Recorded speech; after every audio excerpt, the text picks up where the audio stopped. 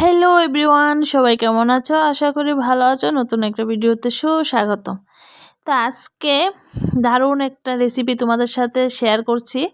একদম মানে বিয়েবাড়ির স্টাইলে, বিয়েবাড়ির স্বাদে একদম সহজভাবে পাবদা মাছের এই রেসিপি শেয়ার করছি তোমাদের সাথে। আশা করি খুব ভালো লাগবে। সম্পূর্ণ ভিডিওটা দেখো, স্কিপ না করে। তো এখানে দেখো আমি 6টা মিডিয়াম সাইজের পাবদা মাছ নিয়েছি, একদম কেটে ধুয়ে রেখেছি। তো এখন আমি এই 6টা পাবদা মাছে চলবে আমার এখন। তো দেখো, আর এখানে সাদা আর কালো সরিষা মিশিয়ে রেখেছি, জল দিয়ে মানে ধুয়ে রেখেছি। আর কাঁচা লঙ্কাও ভিজিয়ে রেখেছি, মানে একসাথে আমি সবগুলো একটু ভিজিয়ে রাখলাম সরিষাগুলি। তো এখানে দেখো মাছের মধ্যে দিয়ে দিলাম হলুদ, লবণ আর একটু সরিষার তেল। সরিষার তেল মানে দেওয়ার কারণ হলো মাছটা যাতে কড়ার মধ্যে না দিলে না ফাটে। তো চলো 10 মিনিটের জন্য মাছটা রেখে দিলাম। এখন আমি সরিষা আর কাঁচা লঙ্কা একসাথে পেস্ট করে নিচ্ছি। পাবদা মাছ কিন্তু প্রচণ্ড ফাটে কড়ার তেলের মধ্যে ছাড়লে। তো তেলটা দেবে, তেলটা দেওয়ার পরে তেমন কিছু ফাটবে না।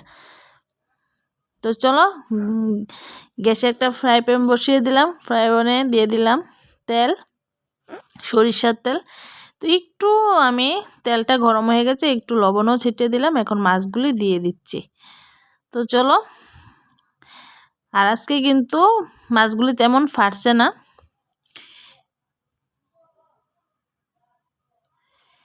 তো বেশি ভাজবো না, দেখতেই পাচ্ছ উল্টিয়ে নিচ্ছি। আর পাবদা মাছ কিন্তু নরম থাকে, এই জন্য আস্তে করে উল্টাতে হবে, নাহলে ভেঙে যাওয়ার সম্ভাবনাটা থাকে।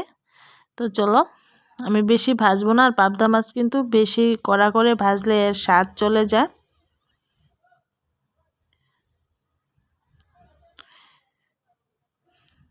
চলো, ভাজা কমপ্লিট একদম বিয়েবাড়ির স্টাইলে, তাও অল্প উপকরণ দিয়ে।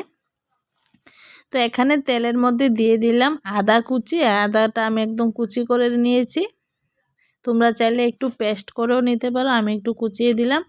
আর তেলের মধ্যে একটু কালো জিরা, তোমরা চাইলে কালো জিরাও দিতে পারো, আমি কিন্তু কালো জিরাটা এখানে দেইনি। তো তোমরা চাইলে অবশ্যই কালো জিরা দিতে পারো। তো এখানে আমি হাফ চামচ জিরে গুঁড়ো, হাফ চামচ ধনিয়া গুঁড়ো, হাফ চামচ হলুদ গুঁড়ো, হাফ চামচ লঙ্কা গুঁড়ো দিয়ে দিলাম তেলের মধ্যে। আর জালটা কিন্তু আমি লো ফ্লেমে রেখেছি, নাহলে মশলা পুড়ে যাবে। তো দিয়ে দিলাম টমেটো পেস্ট। এখানে আমি ছোটো সাইজের 2টা টমেটো পেস্ট করে নিয়েছি। তো এখন দেখো আমি একটু ভালোভাবে কষিয়ে নেব, যাতে টমেটোর যে কাঁচা গন্ধটা সেটা চলে যায়। তো চলো, আমি এখানে ভালোভাবে একটু মানে কষিয়ে নিয়েছি। এখন দিয়ে দিচ্ছি আমি সরিষাটা, যেটা আমি পেস্ট করে নিয়েছি, লঙ্কা আর সরিষা। তো এটা এখন দিয়ে দিলাম। গ্যাসের আঁচ কিন্তু একদম লো ফ্লেমে আছে, বাড়ানো যাবে না।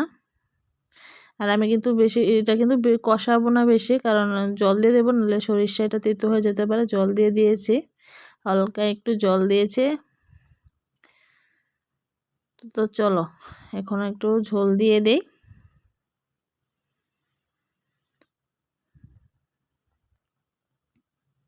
এখন গ্যাসের আঁচটা বাড়িয়ে দেওয়া যাক। তো এখন আমি একটু মাছগুলি দিয়ে দিচ্ছি। চলো, মাছগুলি দিয়ে দিচ্ছি, দিয়ে দিলাম। আর এখন দিয়ে দিচ্ছি স্বাদ মতো লবণ। আমি মাছটা দেওয়ার পরে লবণটা দিয়েছি, তোমরা চাইলে মাছটা দেওয়ার আগে দিতে পারো, এটা কোনো ব্যাপার না।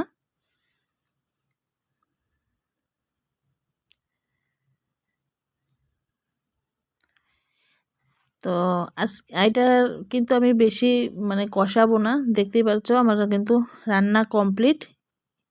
হালকা একটু মাখো মাখো ঝোল রেখেছি। লাস্ট পর্যায়ে দিয়ে দিলাম ধনিয়া পাতা আর 2টা কাঁচা লঙ্কা চিড়ে দিয়ে দিয়েছি।